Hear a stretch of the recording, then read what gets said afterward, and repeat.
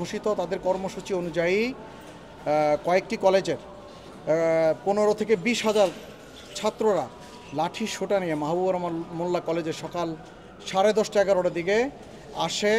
তারা পদব্রজে এখানে আসছিল। আমরা যাত্রাবাড়ি মোড়ে তাদেরকে ইন্টারসেক্ট করার চেষ্টা করেছি, প্রিভেন্ট করার চেষ্টা করেছি।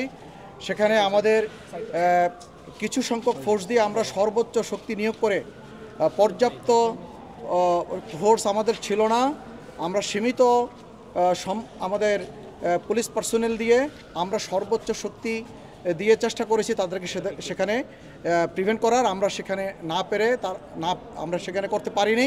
তারা পরবর্তীতে মাহবুবুর মোল্লা কলেজে আসে। আমি যা মনে করছি যে মাহবুবুর রহমান মোল্লা কলেজে শুধু ছাত্রই না, ছাত্রদের ছদ্মবেশে কিছু দুষ্কৃতিকারী এই কলেজ প্রিমাইজে ঢুকেছে এবং এই কলেজে ব্যাপক ভাঙচুর করেছে।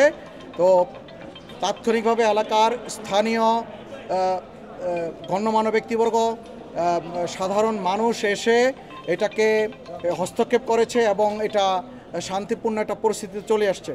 আমরা পরবর্তীতে পুলিশ, ঢাকা মেট্রোপলিটন পুলিশের বিভিন্ন ইউনিট, বিপুল সংখ্যক পুলিশ, আমাদের সাথে আর্মি পার্সোনেল অফিসার যারা আছেন তারা ছিলেন, র্যাব এসছেন। আমরা পরবর্তীতে এই মাহবুবুর মোল্লা কলেজের ভেতরে ঢুকতে সক্ষম হয়েছি। আমরা ব্যক্তিগতভাবে ফিজিক্যালি আমরা বিভিন্ন জায়গায় দেখেছি যে কি এখানে ধ্বংসযজ্ঞ চালানো হয়েছে, আমরা এটা দেখেছি এবং এটার পরবর্তী যে আইনগত ব্যবস্থা, অবশ্যই এটা আইনগত ব্যবস্থা নেওয়া হবে, মামলা হবে। যে সমস্ত দুষ্কৃতিকারী এই ভাঙচুরের সাথে জড়িত ছিল, এই সমস্ত ঘটনার সাথে জড়িত ছিল, তারা যত বড় শক্তিশালী হোক না কেন তাদের বিরুদ্ধে আমাদের আইনগত ব্যবস্থা অব্যাহত থাকবে।